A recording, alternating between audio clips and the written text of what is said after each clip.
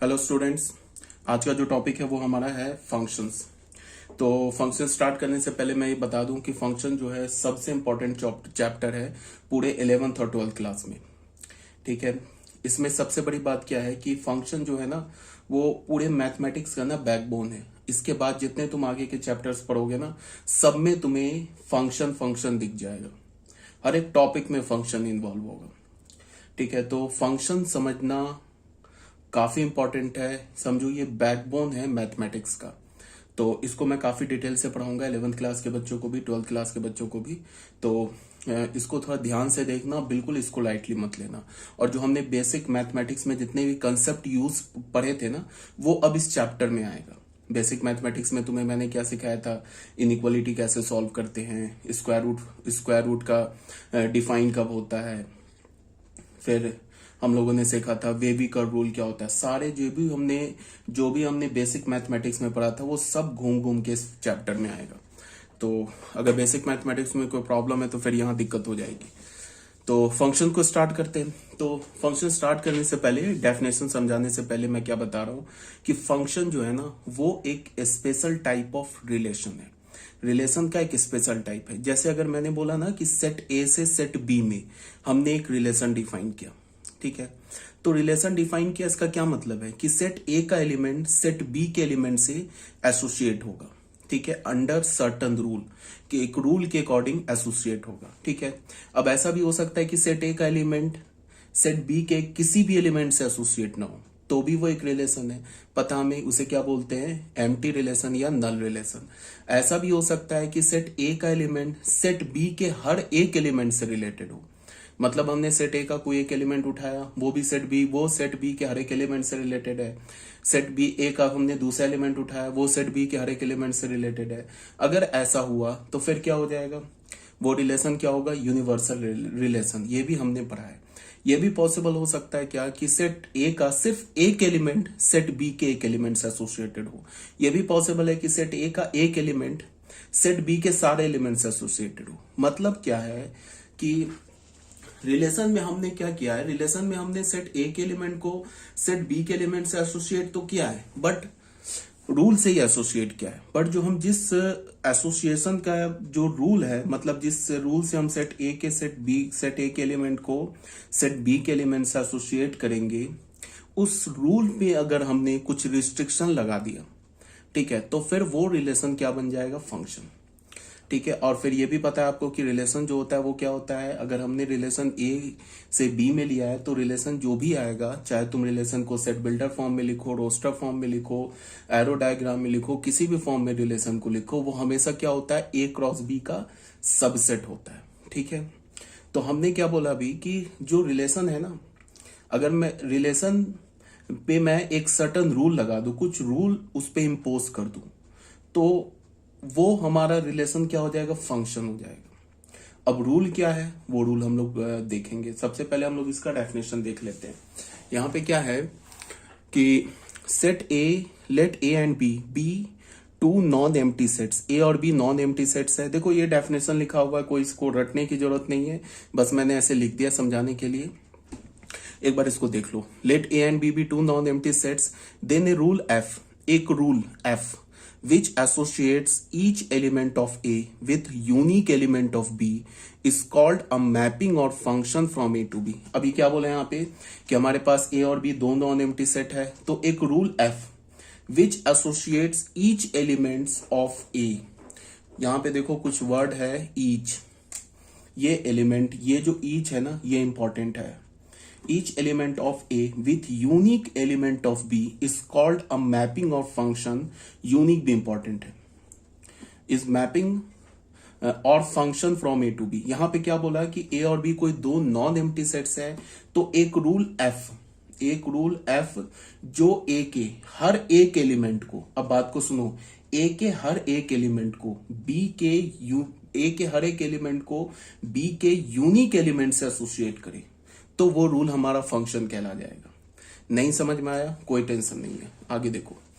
Late f is a mapping from A to B, we write as, अगर हमारे पास F mapping है A से B में, या एफ हमारा स्मॉल एफ फंक्शन ए से बी में, we write as f is a function from A to B, capital A to B. अगर ऐसे मैंने लिखा ना तो इसका क्या मतलब है, f is a function from set A to set B. Read as f is a function from A to B. जब भी मुझे दिखाना होगा ना कि एफ हमारा एक फंक्शन है सेट ए से सेट बी में, तो हम लोग कैसे लिखेंगे, स्मॉल एफ लिखेंगे, यहाँ पे 2 डॉट लिखेंगे ए और यहाँ पे एरो डाल के बी डाल देंगे। इसका क्या मतलब होगा, f is a function from A to B. ठीक है, अब हम लोग क्या करेंगे कि जो हमारा पहला सेट होता है ना ए, उसके एलिमेंट को इन जनरली हम लोग किससे रिप्रेजेंट करते हैं, स्मॉल एक्स से। और जो दूसरा सेट होता है ना बी, इसके एलिमेंट को हम किससे रिप्रेजेंट करते हैं, स्मॉल वाई से। ठीक है, अब इसको स्मॉल एक्स की जगह तुम जेड भी मान सकते हो, डब्ल्यू भी मान सकते हो, but in general maximum time तुम्हें जो फर्स्ट सेट का एलिमेंट होगा ना, उस फर्स्ट सेट के एलिमेंट को स्मॉल ए से रिप्रेजेंट करेंगे और जो सेकंड सेट का एलिमेंट होगा उसे स्मॉल बी से रिप्रेजेंट करेंगे। तो यहाँ पे क्या बोल रहा है, हमारे पास एफ फंक्शन है ए से बी में। यहाँ पे क्या बोल रहा है, if x belongs to A associates y belongs to B then y is called image of x under the function f. ठीक है, यहाँ पे क्या बोला कि अगर हमारे पास x जो है वो एक एलिमेंट है, अगर x एक एलिमेंट, अगर ये एसोसिएट्स होता है y से जो कि b का एलिमेंट है, तो हम x को क्या बोलेंगे, ये y को क्या बोलेंगे, x का इमेज। ठीक है, y को बोलेंगे क्या, x का इमेज, और x को क्या बोलेंगे, y का प्री इमेज। x मैंने क्या बोला, इन जनरल क्या करते हैं हम लोग, फर्स्ट सेट का एलिमेंट लेते हैं, y क्या करते हैं, सेकंड सेट का एलिमेंट लेते हैं। अगर मैंने बोला कि x जो फर्स्ट सेट का एलिमेंट है, y जो सेकंड सेट का एलिमेंट है, अगर x y से एसोसिएट होता है तो हम y को x का प्री इमेज बोलेंगे और x को y का प्री इमेज बोलेंगे।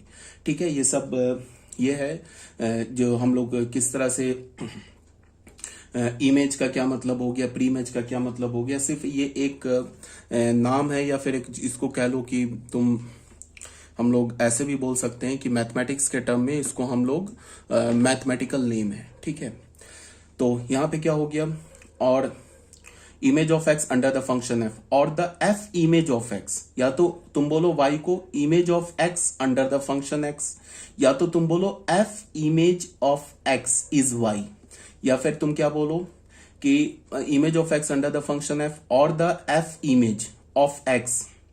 y को क्या बोल सकते हैं, y को हम क्या बोल सकते हैं, F image of x. F का एफ इमेज मतलब फंक्शन का इमेज, x जो होगा ना, मतलब y को क्या बोलेंगे, F image of x.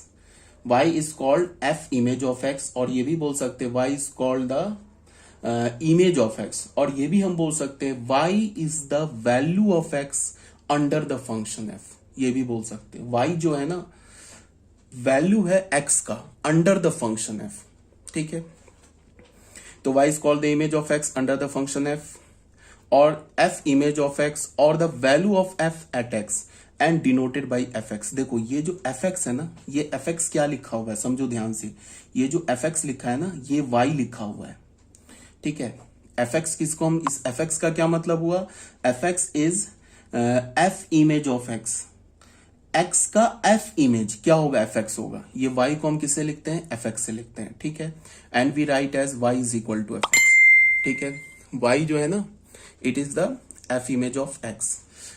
f of x, इसे हम क्या बोलते हैं, y को f ऑफ x भी बोलते हैं। इसका क्या मतलब होगा, x किसे रिप्रेजेंट कर रहा है, फर्स्ट सेट के एलिमेंट को। तो अगर हमने फर्स्ट सेट का कोई एलिमेंट x से रिप्लेस कर दिया, मतलब फर्स्ट सेट के किसी एलिमेंट को हमने लाए और उसको हमने x से रिप्लेस कर दिया, तो उसके क्रॉसपॉन्डिंग जो इमेज आएगा वो y आ जाएगा। ठीक है, तो x क्या हो जाएगा, preimage of y under f। Thus f is a function from a to b। अगर f हमारा फंक्शन a से b में, तो यहां से देखो क्या है, यहां से देखो, अगर हमारे पास f जो है फंक्शन है a से b में, तो हम क्या बोलेंगे, a and b should be non empty. अगर हमारे पास f जो है a सेट से b सेट में फंक्शन है, तो सेट a और सेट b क्या होना चाहिए, नॉन एम्प्टी होना चाहिए।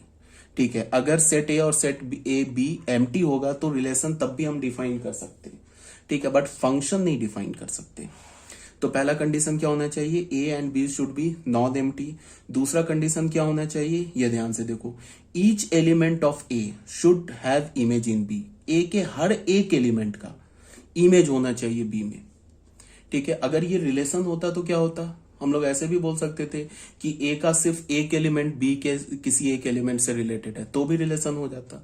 अगर ए का कोई भी एलिमेंट बी के किसी भी एलिमेंट से रिलेटेड नहीं है तो भी रिलेशन हो जाता। या ए का सारा एलिमेंट बी के सारे एलिमेंट से रिलेटेड है तो भी रिलेशन हो जाता। बट फंक्शन में हमने रिलेशन पे पहला कंडीशन क्या डाला कि जो सेट ए है ना, फर्स्ट सेट जो ए है उसके हर एक एलिमेंट का इमेज मिलना चाहिए। पहला रिलेशन डाला हमने फंक्शन का। ठीक है, देखो तो फर्स्ट रिलेशन क्या हमारा कि ए और बी क्या होना चाहिए, नॉन एम्प्टी होना चाहिए। उसके बाद हमने क्या बोला कि जो फर्स्ट सेट ए है उसके हर एक एलिमेंट का इमेज मिलना चाहिए सेकंड सेट बी में। अगर फर्स्ट सेट ए के कोई भी एक एलिमेंट ऐसा रह गया जो सेट बी के किसी भी एलिमेंट से एसोसिएट नहीं हो रहा है तो फिर वो फंक्शन नहीं होगा। तो हो गया 2 कंडीशन। तीसरा कंडीशन क्या डाला, no element of A should have more than 1 image in B. अब अगर ए का हमने कोई भी एक एलिमेंट उठाया, ठीक है, तो उस कोई भी एक ए सेट का एक एलिमेंट उठाया तो उसका इमेज तो बी में होना चाहिए, बट 2 इमेज नहीं होना चाहिए। मतलब क्या, यूनिक इमेज होना चाहिए।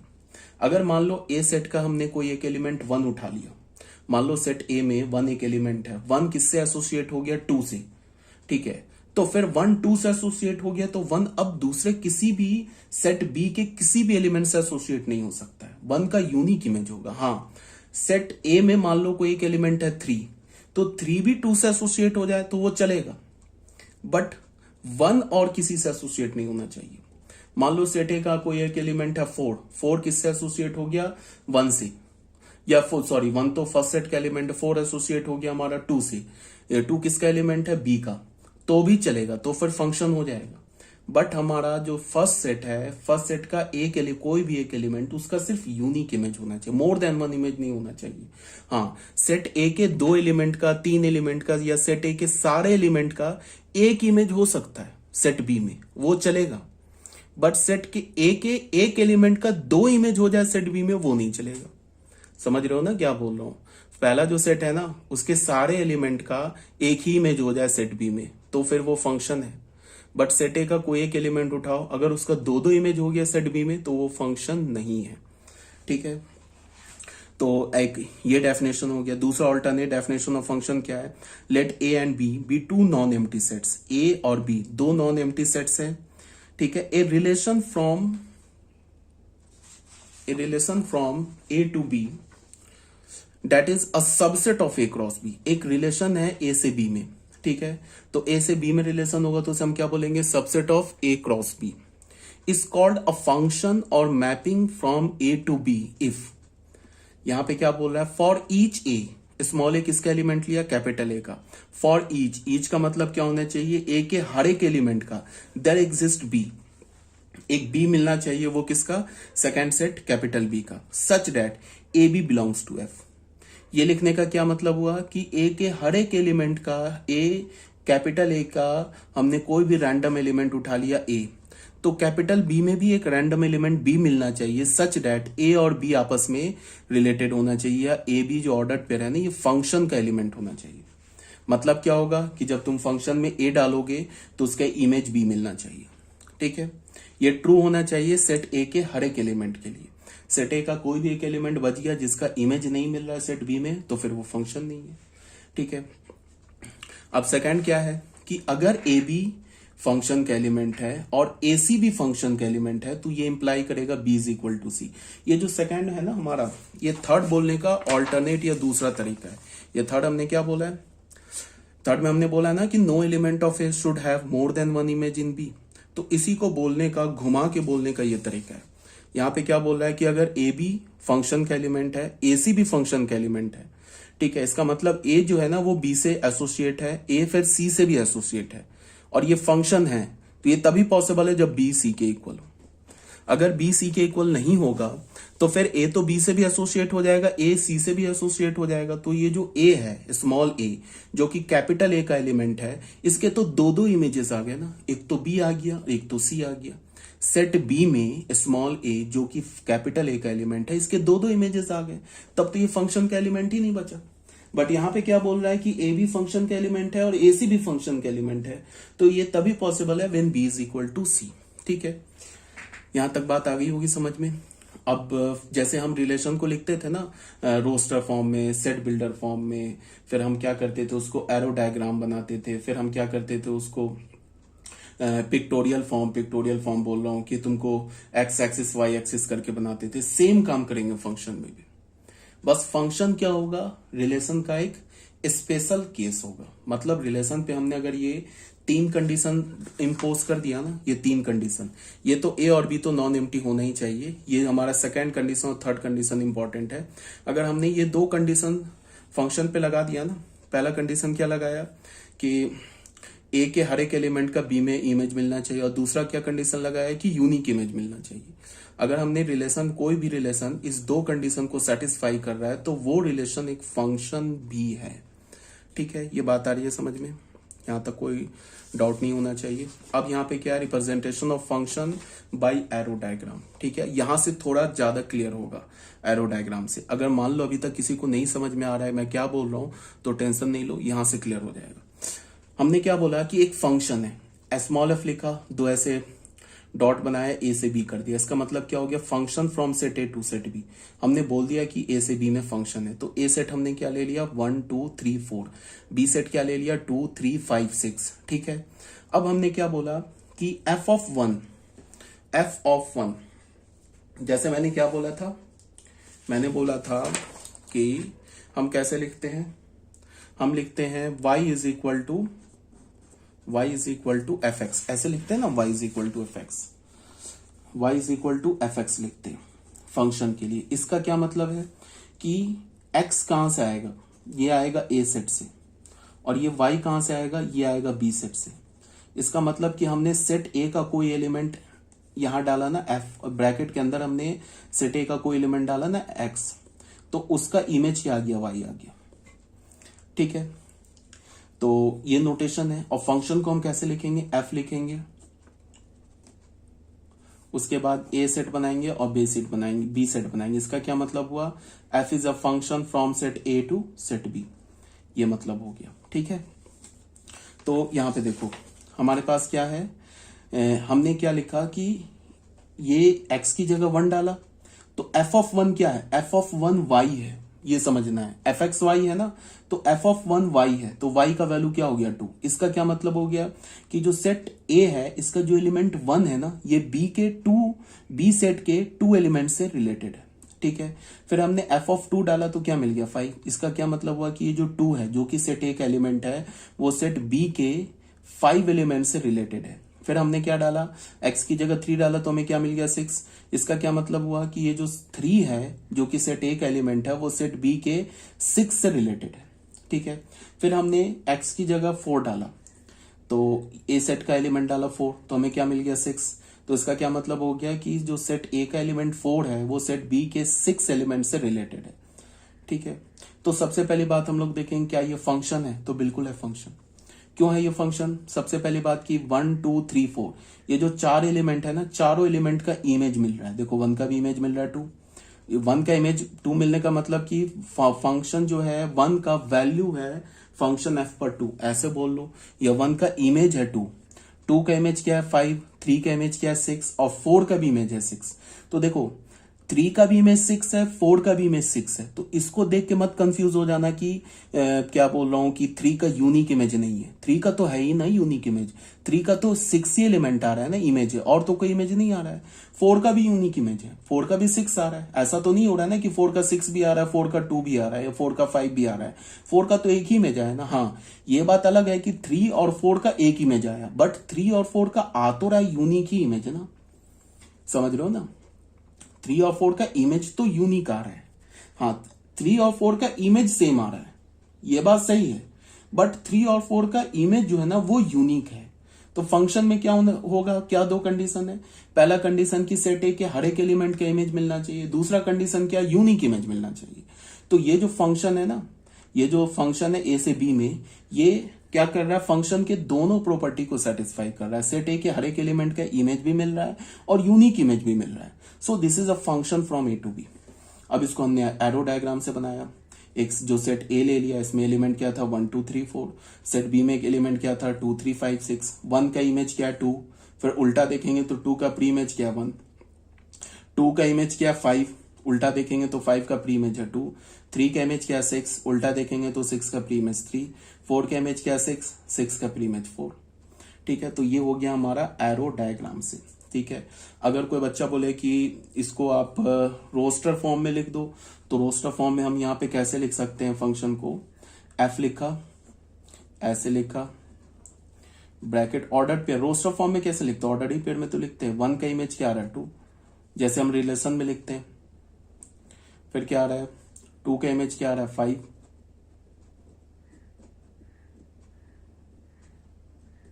फिर क्या आ रहा है 3 का इमेज क्या आ रहा है, 3 का इमेज आ रहा है तुम्हें 6। ठीक है, 3 का इमेज हमारे पास क्या आ रहा है 6 और 4 का इमेज क्या आ रहा है 6। तो ये क्या हो गया हमारा, ये बच्चों हो गया किस फॉर्म में, रोस्टर फॉर्म में। आ रही है मेरी बात समझ में, से कोई प्रॉब्लम तो है नहीं। ठीक है, तो ये हमारा हो गया सेट ए और ये हो गया हमारा सेट, ये हो गया हमारा फर्स्ट डेफिनेशन। ठीक है, अब बच्चों आ जाओ सेकेंड पार्ट में। सेकेंड पार्ट में क्या है हमारे पास कि एक सेट ए दे रखा है, देख लो। इसके एलिमेंट क्या 1, -1, 2 एंड -3। सेट बी में एलिमेंट क्या 1, 4, 9, 10, 11। अब यहाँ पे एक रूल दे दिया। ठीक है, अच्छा हम लोग जनरली फंक्शन में क्या करते हैं कि फंक्शन में जैसे हमने रिलेशन में क्या लिखते थे, रिलेशन में हम जब सेट बिल्डर फॉर्म में लिखते थे, सेट बिल्डर फॉर्म में, तो हम एक रूल देते थे ना, जिस रूल से सेट ए का एलिमेंट सेट बी के एलिमेंट से एसोसिएट होता था, रूल देते थे ना। वही रूल यहां हम फंक्शन में भी देंगे, बट फंक्शन में जनरली एज अ फॉर्मूला लिखते हैं। एज अ फॉर्मूला लिखने का मतलब कि हम एक ऐसा फॉर्मूला लिखते हैं जिस फॉर्मूले में एक्स